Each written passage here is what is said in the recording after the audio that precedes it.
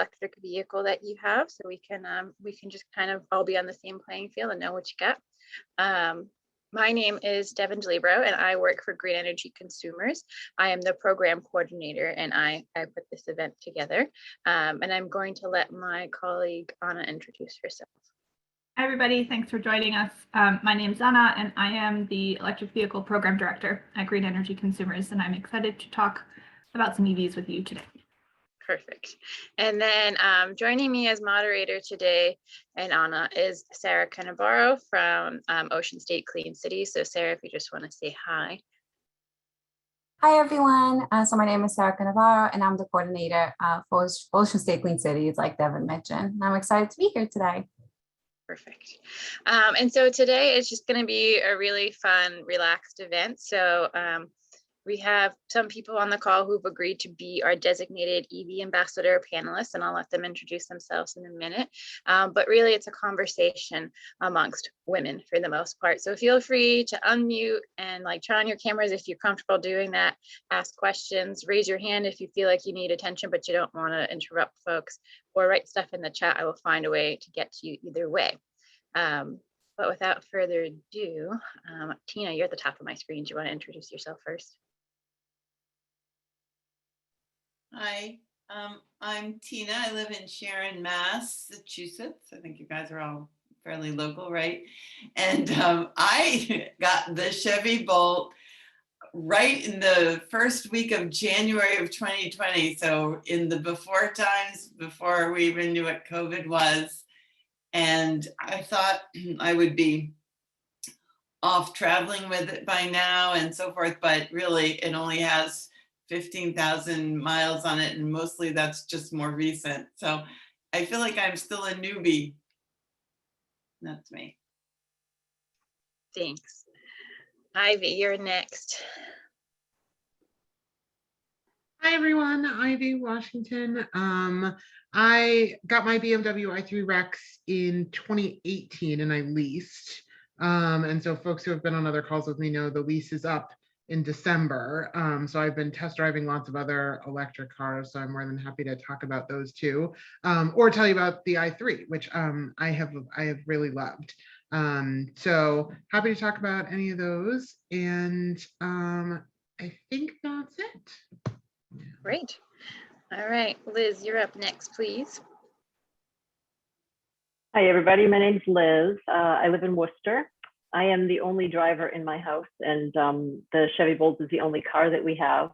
I purchased my first one in 2018 and drove that for about 40,000 miles until 2 months ago, and then got rid of that one and got a 2022. So I've got the 2022 Bolt now, and I love it.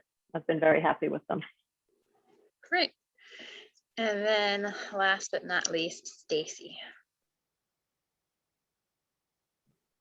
Hello, I'm here in Providence, Rhode Island, and my first Nissan Leaf was a 2018, and I recently upgraded to a Leaf Plus in 2020.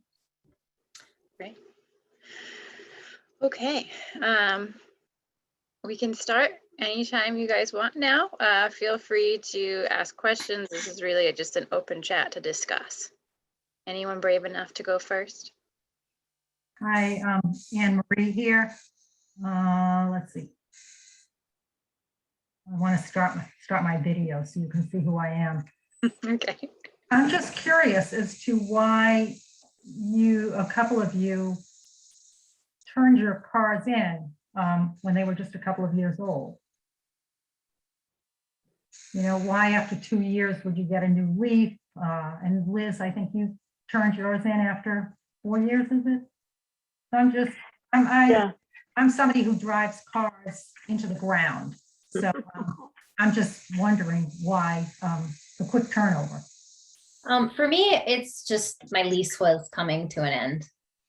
And the Leaf Plus has a further range than the Leaf that I was driving. And so it just helped me get into an upgrade that I could go further distance with. I see.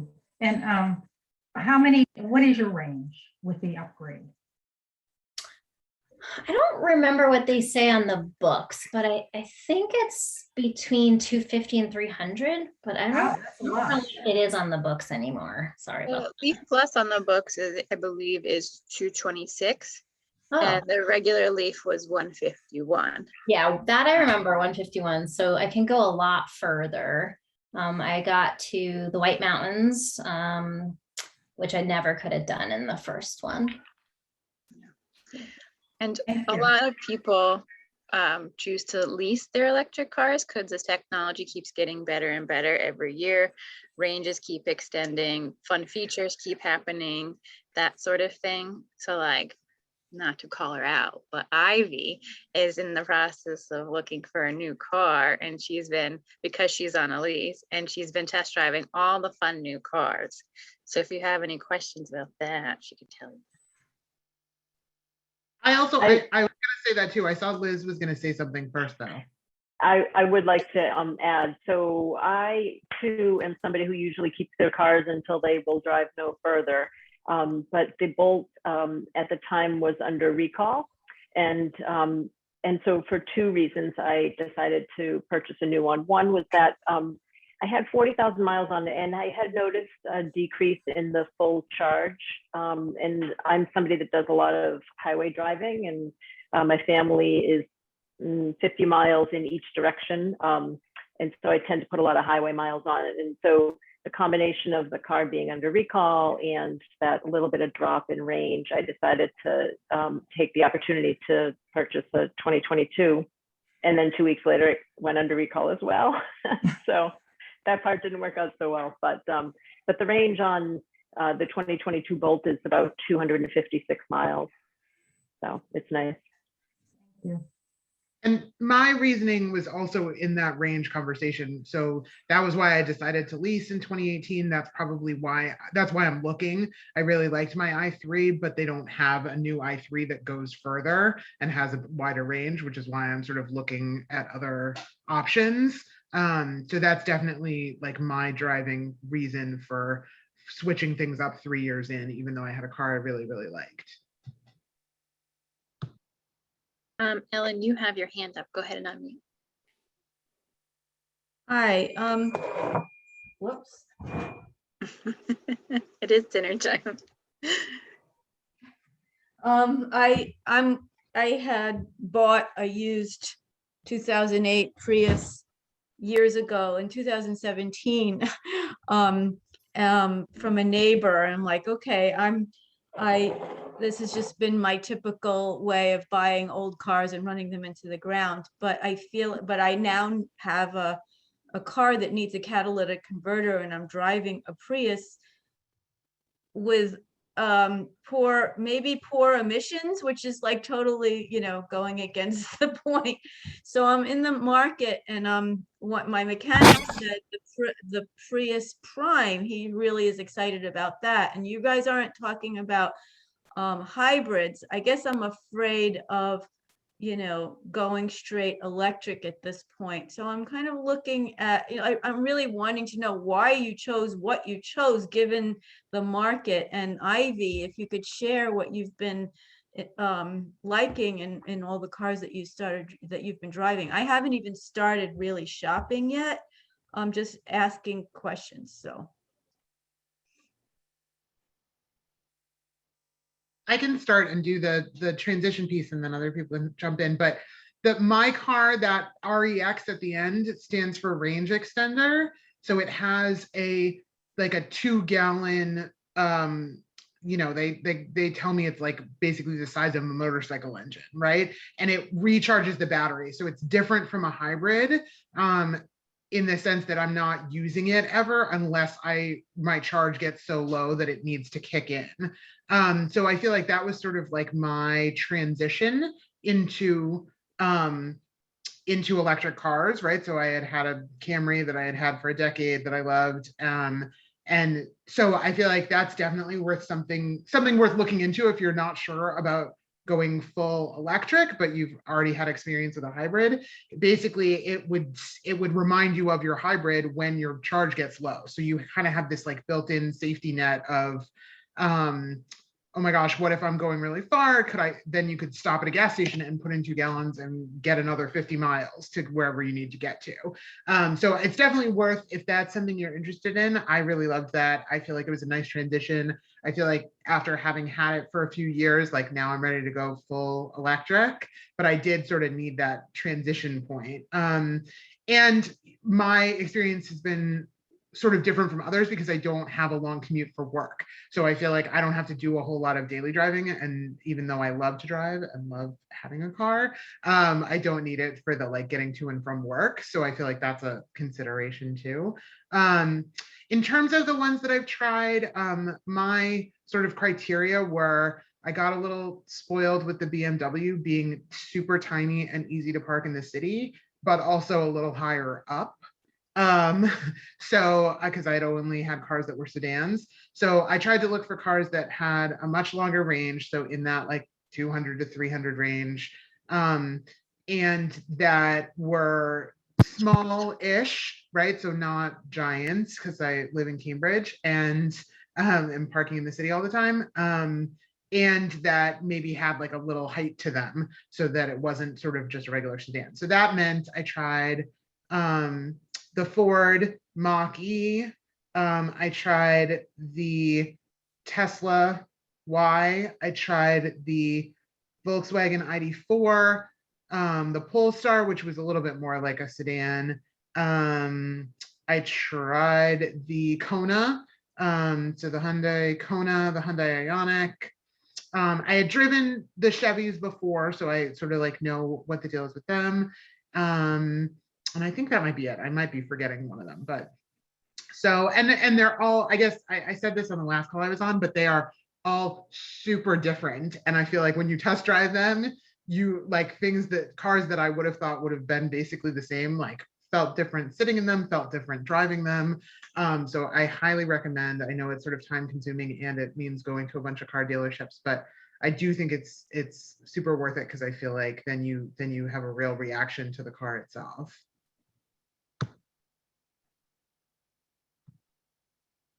Does that answer your question a little bit, Ellen? Sure. I mean, that makes sense. I guess I would love to hear why some of the other people chose the models that they did choose over other ones that they chose. Like, what were the features that they really liked about those? Sure. Stacey, I want to pick on you. Okay, sure. Devin, you'll have to remind me what it's called. I went to the Drive Electric thing at Roger Williams Park, and I drove a couple. Well, I wasn't allowed to drive the Tesla, but I got a ride in the Tesla, which was fun. And then I drove the Bolt and the Leaf. I didn't go hopping around to lots of dealers. And when I sat in the Leaf, I'm a very small framed person. And actually, I just felt like, oh my gosh, this car actually like fits my body, which is a miracle because that never happens. So that actually was a pretty big factor in choosing that car. And I've just, it's really fun, really loved it. And then climate is really what got me I just didn't want to be anywhere near fossil fuels anymore as much as I could. And that felt like something that I had control over, unlike heating my house right now. So that was a big factor too, of just not wanting to do a hybrid and going into electric. And like Ivy said, I think lifestyle is really going to determine choices that you make. Like I don't ever leave Providence in my daily commute. I bring my kid to school, I go to my office, I go back to my kid's school, I go home. And also in Rhode Island, there's charging stations everywhere. So I drop my car off the charging station, I walk to my office, I go pick it up. So it's very convenient for me to drive electric. I interrupt and ask if you charge at home at all, or do you do all of your charging at public stations? Me? Yeah. I do all my charging at public stations because I can. I have two right near my house and one right near my office. My husband has a Bolt and he has a longer commute, so he often charges at home.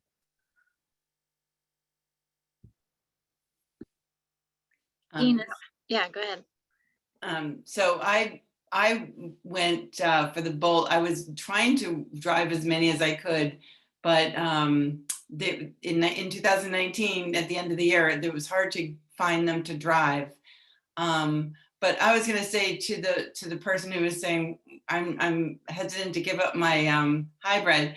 It was that moment, and I think you sound like you had it, where you realize the thing that's breaking on your car is the gas engine, and so that makes you realize you don't really want a gas engine. And so that once you kind of realize that, I feel like it's really a personal preference. But for me, I didn't get to drive many, but when I finally got to the Bolt and all the credits, the state and the federal credits and everything came together, and I got like the best deal I could ever have imagined getting, in. I came home with an electric car, and now it's been 2 years since I've even touched anything at a gas station, and it just feels so great. So it was very much a matter of power through information. So I learned everything in advance of having the chance to buy it. I hope that you learned everything from the Drive Green That's website. what I was going to say, yeah. That's how I did it, the whole thing, through you guys. So if you haven't heard of us already, you just found us by chance, go to greenenergyconsumers.org/drivegreen. You can learn all you want to know about electric vehicles. And then we have a way for you to then buy those cars as well.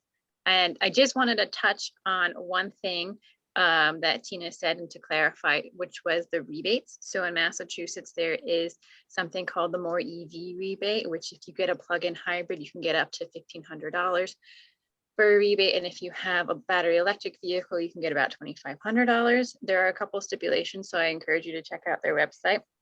And then there also is a federal tax incentive that is based on your personal tax liability. And I really want to bring that point home, that it is based on your personal tax liability. So if you don't have that $7,500, and it's not going to apply to you. So just be wary of that. Right now, Chevy, which is from GM doesn't have that tax credit, and neither does Tesla, but there are talks in Congress right now, and that might change. And that's kind of how I remember it back then, was it was all so fluid, and you really didn't know. That's why you guys did a great job of giving us the latest info. Thanks. Claire, I saw your hand up briefly. Sorry to jump in. Yeah, my husband, this is our third Bolt. My husband had first leased one and then bought one outright. And I loved my Honda Element because I'm a gardener and I have to carry a lot of crud, tools and yard waste bags and all of that stuff. I think I actually fit in like 15 bags of yard waste once. So, but when it failed the emissions test, I said, okay, it's going to be a Bolt for me. And what we liked about the Bolt was that it is the hatchback. So I can get a certain amount of stuff in. But for me personally, I've really enjoyed it. I love the zoom. I love the acceleration. I love that it's quiet. I love the fact that I'm not sharing any emissions. But for me, the model itself is a placeholder until I can get some sort of utility vehicle like the Element, where I can have my rolling garden shed. And I am hoping that automobile manufacturers will start developing some sort of smaller utility vehicles that small companies can use for deliveries. I work for a flower shop, and if I could have just a vehicle where we could just load up with deliveries, that would be a bonus. But we've enjoyed it very, very much. So. Anna, there's a new Ford, is it the E-Transit that's coming out soon? That might be good for that, Claire. I think it might be released in like January, somewhere around there. I think, and forgive me if I don't pronounce your name right, but Agneta, I think you had your hand like raised or something, like you wanted to talk. No, okay, that's fine. I'm okay, just listening. Thank you. No problem. Okay, I have one question in the chat, and then I saw Well, two other people. actually, will this be recorded or is this not recorded? This is recorded. Will you share the recording? Only if people say that it's okay. So there's questions like when you register, and if you say it's okay, then we will. If not, then we don't. Okay. So when you registered and you said no or yes, that determines whether or not we share this video. what I say or what other people say? Anybody. What's that? Anybody. What anyone says. Okay, so I don't know how to interpret that. All right. Because I may not be able to stay the whole time. Okay. Basically, if people say no, if anyone in this group says no and they're on camera, I will not share it because they said no. If everyone in this group who is on camera right now says yes, then I will share it. Does that make sense? Yeah, I understand what you're saying. I understand the words. Yeah. All right. Okay, so I have a question in the chat, and then I saw the two gentlemen in the group both raise their hands, so I will get to you next. So Diana asks, how long can an electric car sit before it needs to be recharged? I guess it depends on the weather, question mark. Anyone want to take a stab? Go ahead, Tina. So I did have the level 2 charger installed at my home, and it works out fantastic. And I don't even see any additional money in my electric bill. It's weirdly the same from before and after. Because I don't drive my car that much. Anyway, it's not like a cell phone. It doesn't wear down while it's unplugged. So you only have to plug it in if you need more miles to go.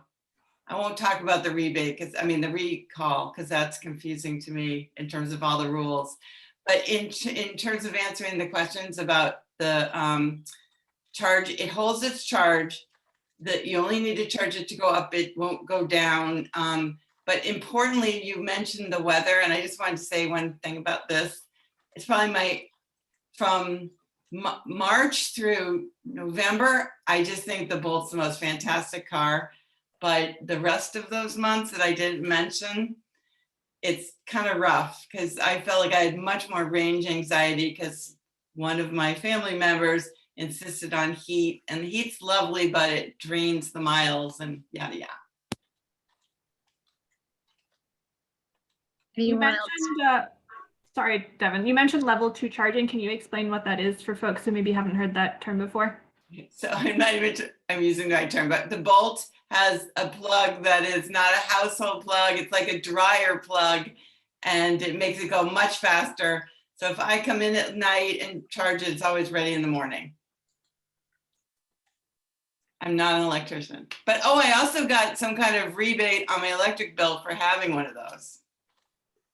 There is a federal tax incentive right now up until the end of the year to install level 2 charging stations at your home. I think it's like $1,000 or up to 30. Is it up to 30% or something like that, Anna? It's 30% up to $1,000. And then there's another little bit of money I get because they sometimes lower the charge. There's a program where I agree to lower my charging rate during like high use times. Okay. That's it. Perfect. That was great. Okay, I'm gonna go to Jeff. You had your hand up first. I did. Thank you. Thank you for organizing this. This is fantastic. One tip about the heater, if you're in cold climates, when you're plugging the car in, like in the morning, put the heat on. That way you're using the energy from the outlet rather than from the battery. I have a car show at Heber Candy Mansion in Shrewsbury, Mass. And this is my 4th year I've had it. And I've had things like a lottery, a free lottery where people who come from the public can get prizes, test drives, test rides. But the problem is I'm trying to get more of the public involved, specifically women.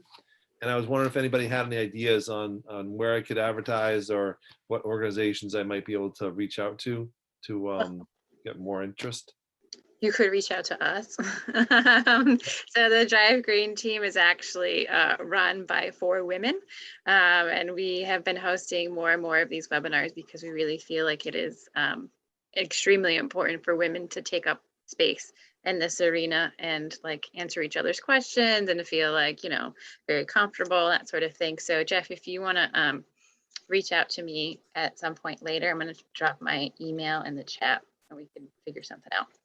Thank you. And Jeff, you can also reach out to me at the Ocean State Clean Cities Coalition.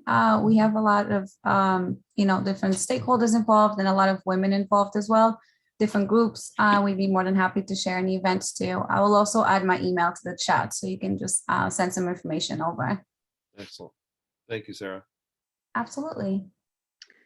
And then Ray, your other honorary gentleman, would you like to now unmute?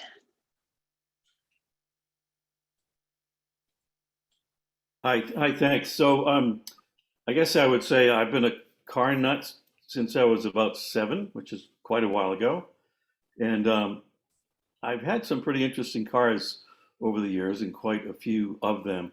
So 5 years ago, I put a deposit down on a Tesla Model 3 on the first day that you could do that.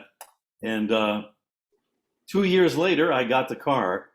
And I have to say it is, just the most wonderful car imaginable in so many ways, in pretty much every way. And I kind of pick up on what Tina said, about the electric versus hybrid car.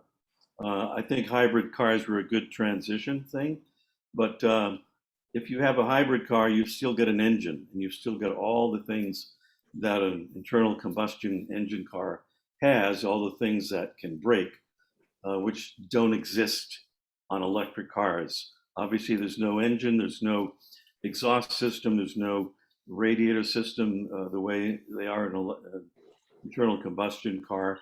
There's not even a transmission.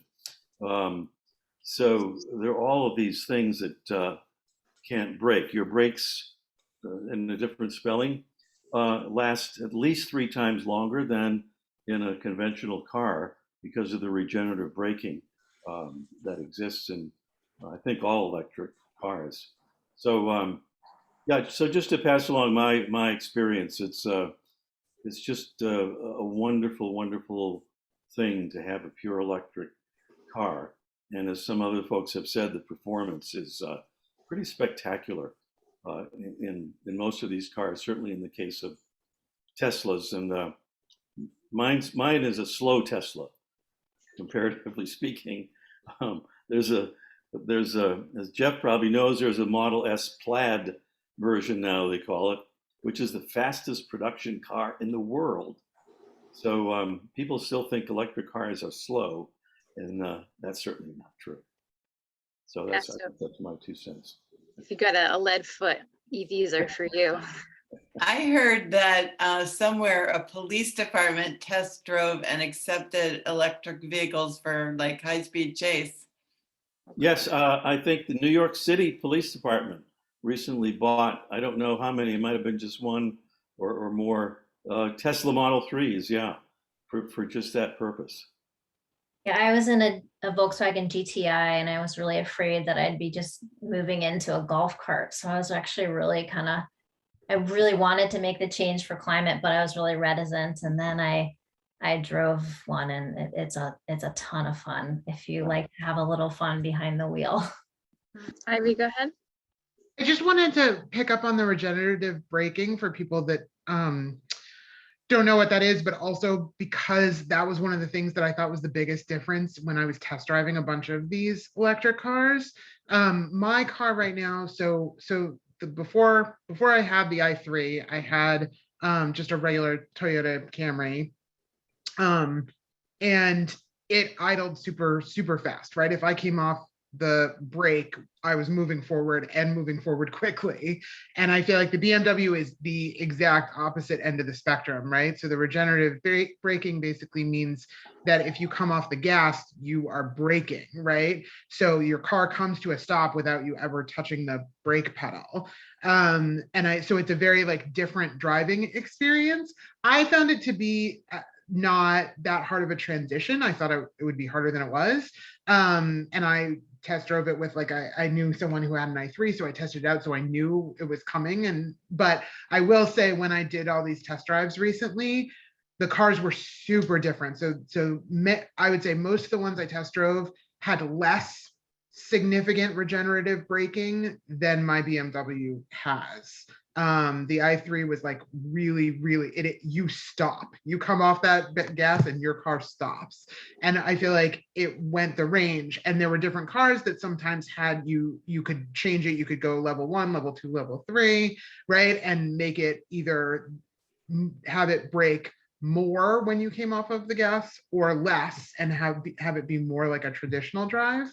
So it's just another thing to think about when you're thinking about which one you might be interested in, and like testing it out when you go drive somewhere, and making sure you're comfortable with that. Cause I do feel like it's like definitely changes the feel of the drive. Yeah, I would add too, the Chevy Bolt, the 2022 gives you the option. You can use the regenerative braking feature or not. And I sort of started using it just to see what it was like, and we all got whiplash for like 2 days, and then I figured it out, and I love it. It's really fun. I actually have to remind myself when I drive my friend's gas-powered vehicle to use the brake because I just expect I'm going to take my foot off the gas and it's going to start braking. But it's really fun to use. Yeah, I have the choice on mine too. Yeah, might be worth just mentioning that regenerative braking, what it does is put more juice back into your battery. So you let off the accelerator and you're adding to your range in effect. Yes. The Leaf also has a choice. And when we were in the White Mountains, when we traveled actually quite a distance without, so when you, I guess every car is probably different, but you'll see like maybe a picture of a battery, and then you might also see like percentage or like the number of miles. And the number of miles that we had left actually started to add up because we were going down really large hills. So that was really fun to see. And then in stop and go traffic, it's also really, really lovely because you don't have to worry about braking, and that's just an added benefit, not what I'm sure it's designed. Well, I guess it is designed for that, for regeneration, but I just wanted to add that.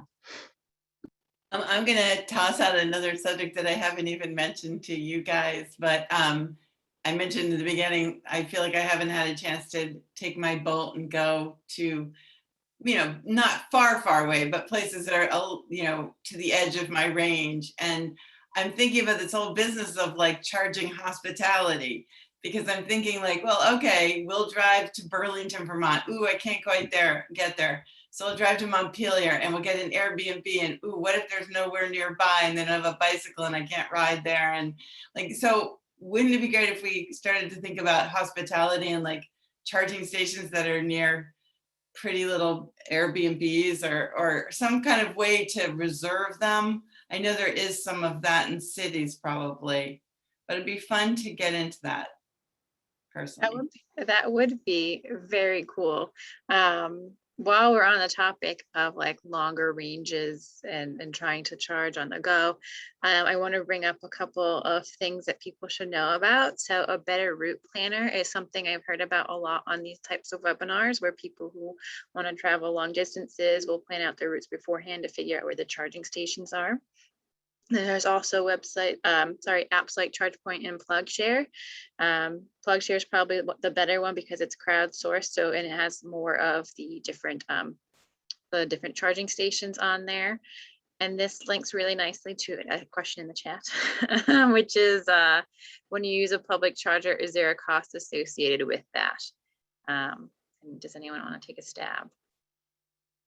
Yeah, so I can just mention, so there are a couple of free stations throughout the state. There's absolutely no cost to them to use it or to charge it. Doesn't matter how long you stay there. They're absolutely free. And just like Devin mentioned, the website on the FTC, I'd be more than happy to link it on the chat. You can actually find which stations are free to use. And I believe PlugShare does that as well, right? Okay. But you can find all this information there. And I know ChargePoint has a great app, and they'll also tell you if the station is free to use or not. But there are a couple locations that I can, if you'd like, I can put them right in the chat that I know that they're free. So if that's helpful for anyone, I'd be happy to do that. Yeah, that would be great. And Tina, just to get back to your point, I don't know how we could do that for Airbnb necessarily, unless you like contacted the head honchos there. Right. Put like a little symbol. Well, it needs to be like a universal symbol, which it is like on parking apps and things, it's a symbol. Another aspect which segues to that is I did some traveling recently, and I was thinking how to advantage my travel. I have a family member with disabilities, so I needed to get as close into the airport. Could I park in designated spots, or would it be free or whatever? And I found out mostly some have designated spots. Nobody's given away the freebies yet. Yeah. Eileen, go ahead.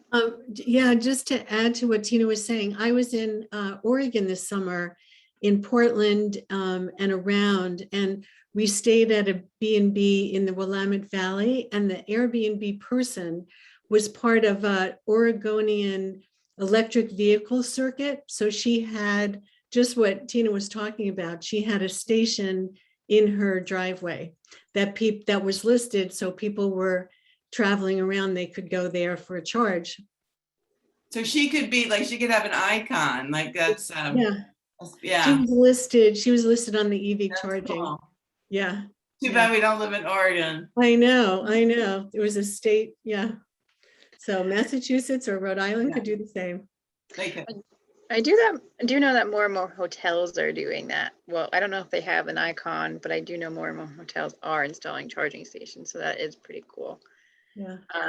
I think part of range anxiety is pump anxiety or plug anxiety, excuse me. So you need to know that you're not going to ruin your vacation because that plug you thought was going to be there wasn't there, or some hog had not left and was just sitting there full, and wouldn't move or something. So that would be stressful.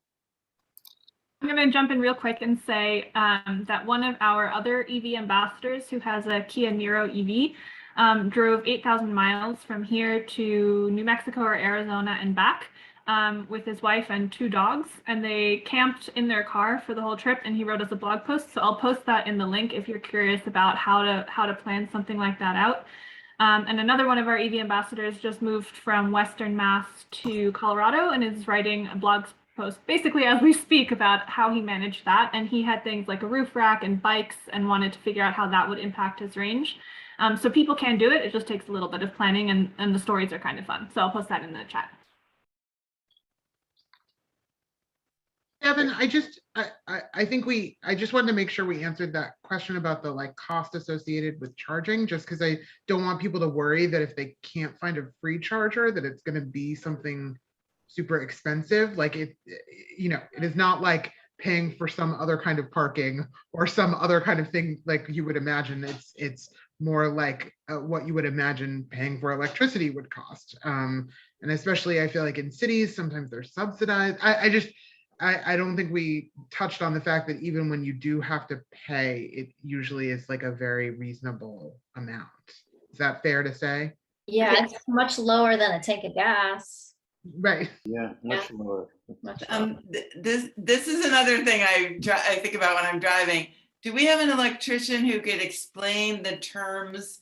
So I do the math in my head, and I think I know how much per kilowatt my car uses, and then but I don't think I understand enough about all that. And then the house meter doesn't allow you real-time information.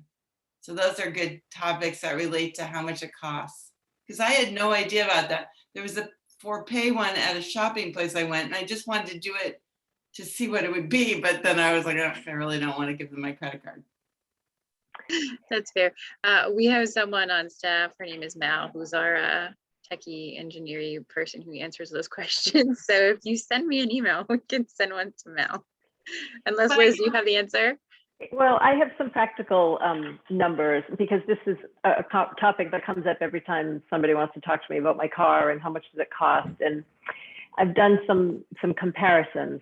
It depends on the charger that you use, of course. If you use one of these EVgo rapid chargers, which are lovely if you're going long distance, because in 20 minutes you can pick up a good 50 miles of range, which is nice. And I actually did that this past weekend. I traveled up to Western Mass, and my 50 miles of range cost me $6.38. And that's about as expensive as it gets. That's one of the fast EVgo chargers. The level 2 chargers, which are the slower ones that'll give you maybe 25 miles of range in an hour, are often free, at least around here. It's not hard for me to find a free charger to use. Some of the towns, like I know Hudson and Maynard and Burlington has one, and Littleton recently I was plugged into one. They often charge for them, but it's a fairly nominal fee. So the level 2 charger that I plugged into in Littleton recently, in an hour, I picked up 25 miles and it cost me 75 cents. And so I often will liken it for people to, if you had a car that got 25 miles to the gallon, it would be about $3 a gallon, maybe a little bit more than $3 a gallon. So I think those are helpful numbers to compare to. Thanks, Liz. And Ivy, thanks for bringing us back around and making sure the question got answered fully. I appreciate that. I'm just going to jump back to the chat because I see there's a couple more questions and I want to make sure we have plenty of time. So Carol asks, has anyone living in a multifamily or condo situation had any experience with getting charging stations installed? The tax credits are not of benefit to the homeowners association, right? As these accrue only to individuals. Thanks for advice. Ivy, do you seem like you're ready? I was about to say I can I don't know how helpful it is, but I can do it. So I live in a triple decker family house and it's condos. And I sort of asked the other condo owners before I installed it, which is pretty informal. And I'm sure there's other condo associations where you would have to do something more formal than that, but I bet there are lots of also like 3 owner or 2 owner condo groups where like that's all it takes. The electrician also was able to, even though it's in the chargers in my driveway, he was able to like run the electrical into a place where it's on my on my bill, right? So I feel like that was the thing that I was sort of saying to the other condo owners to be reassuring, right? It's not going on the sort of like other stuff that's in the driveway, which is on the homeowners association electrical bill, right? It was running it so that it actually went to my unit. And that seemed like easy and normal. I think that was sort of all I did. That's why I was not sure how helpful that's going to be. I feel like if someone had more trouble than I did, it's probably like more instructive and more helpful. But I remember looking into, I'm trying to think of when I installed it, but I remember looking into the sort of reporting it and getting the tax credit and not sort of, the timing didn't work. Right. So it's just one of those things where like I had already submitted my taxes when the tax credit came out and it wasn't worth sort of trying to figure out how to refile my taxes for that purpose. But anyway, it's one of those things where check on those things before you file if you do install it and make sure, or contact Green Energy, figure out if there's something that you should be filing for when you do it. But my experience was really good in terms of, I think I picked an electrician that was off the Green Energy Consumers website. I think you guys now send people to a different website, but yeah, it was super easy. So we send people to Angie's List now because the part of the website where we had that electricians network wasn't getting much traction. So we were just like, just go to Angie's List. That's where we get all our folks from anyways, which is really great because they have something when you choose an electrician that says like, you can choose like EVSE installation. So that's fantastic.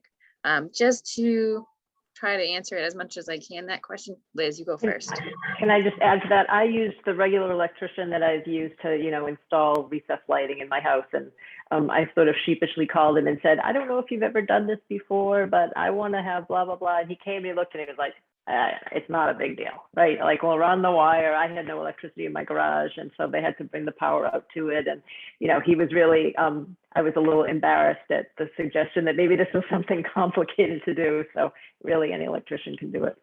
I was helped by the visual that it's like a dryer plug. That helped, you know, a power dryer. That it's just like a dryer plug. So Yeah. And I just wanted to make a point about the condos and whatnot that would have them installed. It really benefits them because as we move the needle toward more electric cars, people who are going to be renting those places are going to probably want an outlet for the cars, and they won't go to a place that doesn't have that.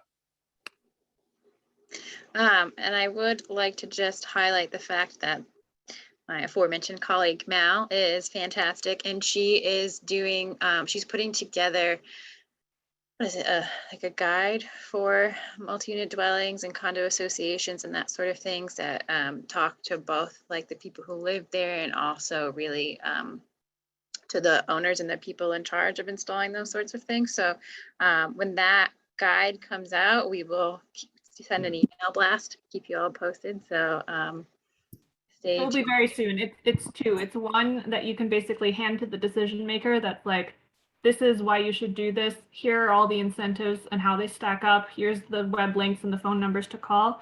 And then one for people who are thinking about it, to like how to talk about it with your neighbors or other folks in your condo association to kind of build a little bit of momentum. And she also did 2 webinars on this earlier this month that will all be on this newfangled page that will hopefully be posted soon. Perfect. Okay. And while we're still talking about charging, just want to have Sarah talk about all the great work she's done on her OER role and working with National Grid about installing charging stations in Rhode Island. Yeah, so I can talk briefly about that. So my other role, like Devin mentioned, I'm actually the transportation lead for the Office of Energy Resources at the state of Rhode Island. And one of the last projects that we've worked on was called Electrify RI program. So that actually we used $1.4 million of the Volkswagen settlement funds to install charging stations throughout the state of Rhode Island. This worked out amazingly because National Grid also has a similar program to install charging stations in Rhode Island. So we combined both programs together and we were actually able to install, I think right now we had up to 65 level 2 stations installed throughout the state, and we have 11 DC fast chargers completed, and we have a few more pending completion. So there's going to be a lot of charging stations throughout the state, which is amazing. And this program was based on a first come first serve basis, and it was available to publicly accessible locations. It was also available to workplace locations, as well as I'm missing one, multi-unit dwellings. So the program was great, and National Grid still has the program available. But unfortunately, and I don't know if it's unfortunately, we did run out of the funds pretty quickly just because of how much interest there was. It was an amazing program, and we were super excited to see all the stations getting done throughout the state. So I'm happy to answer any questions that you may have, but this was definitely, and I'm happy to share the link here so you can look more into what the program was. But it was a great program. Thanks for mentioning, Devin. Yeah, of course. I gotta plug my state when I can. These Massachusetts folks get too much attention. Thank you so much for all your work in that, Sarah. As a consumer, especially in the Providence area, it's really easy to drive an electric vehicle. I know in the southern part of the state, I've had a harder time finding stuff. Is this part of what you guys were working on, is to electrify, I guess, more the extreme ends, maybe? Yeah, so because the program was, it was a first come, first serve basis, we had to accept, the applications that way. But we were also trying to make sure if we did get a saying, like, let's just say we had a couple of like gas stations that were interested in doing it, we did ask them, hey, can we do it in XYZ location because we have nothing there. So this is something that, yes, we tried to take as much in account as possible. And I also know that National Grid, they still have a few locations that are coming up and they were trying to do that. So I know there's a couple of level 2 stations towards the Wickford area, but we're definitely trying to expand more towards that part of the state, because if you look at the map, you definitely see the gap there. I mean, everything is located more towards like the center of Rhode Island, but definitely something that we took in accounting, and I know National Grid does as well. So we hope to see more towards that part of the state in the future. Yeah, and highway, like what rest stops right off the highway is definitely needed. When we traveled to Maine this summer, and can't remember if it was north or south of Portland, but we pulled up to right off 95, and there's this huge line of charging stations. There's a whole row of Tesla and a whole row of what's it, ChargePoint? I can't remember right now. That was really exciting. Just like, okay, this is the future, everybody. So. Yeah, we only have based off like right off 95. So you have, I put them on the chat, but you do have Route 117. They have level 2s and fast charges available there, and those are actually free, as well as Ashaway. So if you ever go towards Connecticut, that's a great place for you to stop and charge there. And they have a lot of demand, but most of the time you can get in and out pretty quickly. Hope to install something towards the other side, but that's still in discussion. Something around like Tiverton would be nice, but you never know. Hopefully we can install something there in the future, some programs that we decide to do. So I'll just jump in real quick to say that the main electric utilities in Massachusetts have just put in proposals to basically set up their EV programs for the next couple of years. At the Department of Public Utilities, and that will be a long drawn out process to settle all of that, but there's a lot coming in terms of charging infrastructure, rebates and other incentives for folks to charge at times that make sense for the grid, and all of that will, knock on wood, cross your fingers, pair really well with whatever funding comes federally. So the next couple of years, there's a lot happening in this space. So for folks who are sort of on the fence about getting an EV, know that there's a lot of change coming in the next couple of years for the better.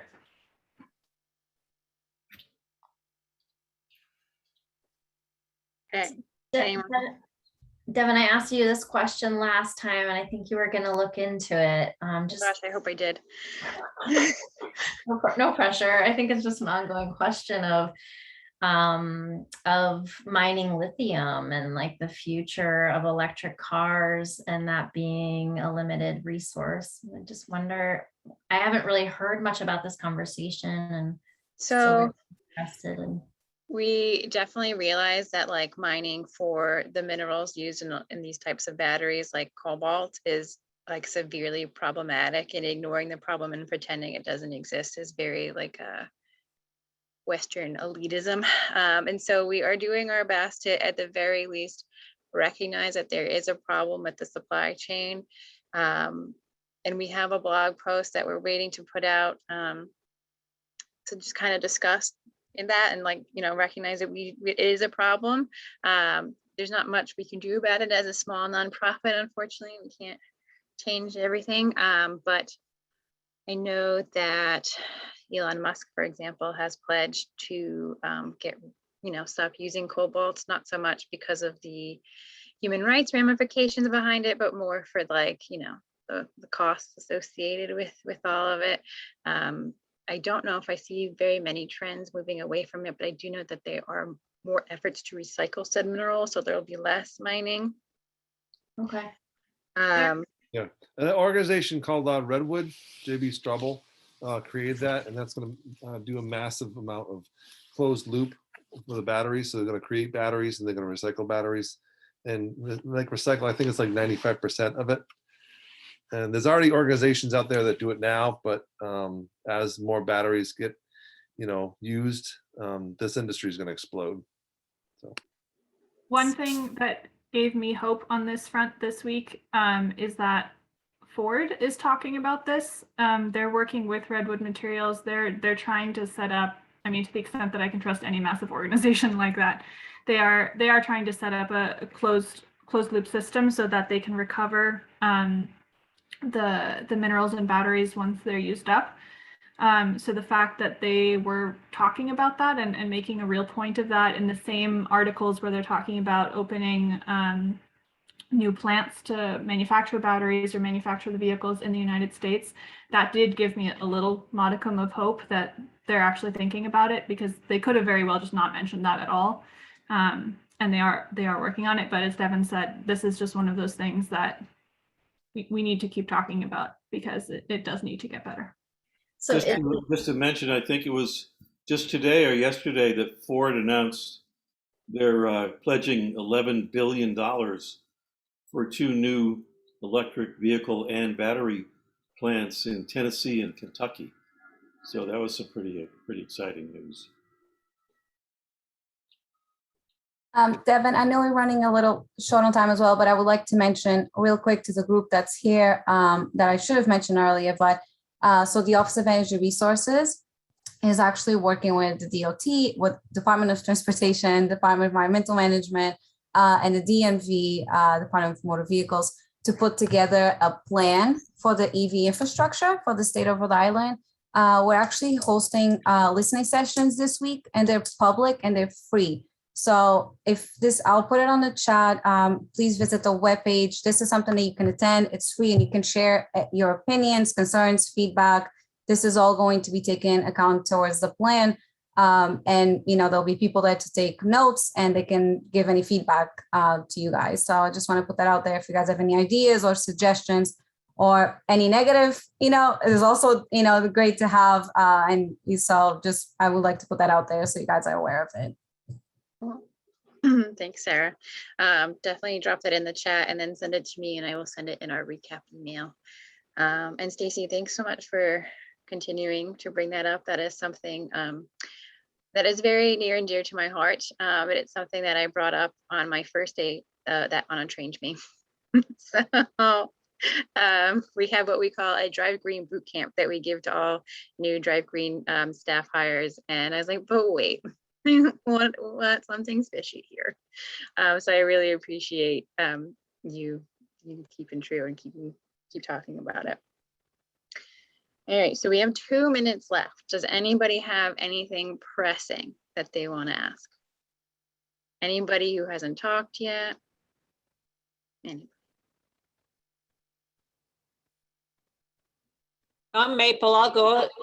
I've only had my used Leaf for a couple months. I was trying to do a bolt. I wanted a bolt because of the range, and then all that stuff happened, the shortage of cars and the fires and all that stuff. So I settled for Leaf, and I'm low income, so it was affordable. I couldn't afford 30 grand, but it was 15. So I did a loan, and I had some money for the deposit. Anyway, the thing is, oops, I can't see you guys. It's okay, we can see you. Keep going. Oh, okay, my monitor just went black. Okay. So the thing is, like, I'm in North Carolina. It's not a lot of chargers, but it's not for trips. 100-mile range. You can go on a trip, but you got to stop every hour and a half or less for a while. So I learned that. I just thought, oh, I can go places now, but the range especially affects a trip. Okay, that's all I wanted to say. Oh, thank you. I hope your computer doesn't die on you. That's what usually happens to me. Oops, I see you again. There you go. There we go. All right. Well, it's 8 o'clock. We made it right on time. Thank you, everybody, so much for joining. I really appreciate all the input and the really good. I will be following up with an email later this week with a bunch of different links for you guys to check out. And I hope to see you at one of our next events in the future. So thank you, a special thank you to our panelists who showed up, and to Sarah for co-moderating this with us. But with that, I will say good night. Thank you. Absolutely. Good night. Thank you, everyone. Bye.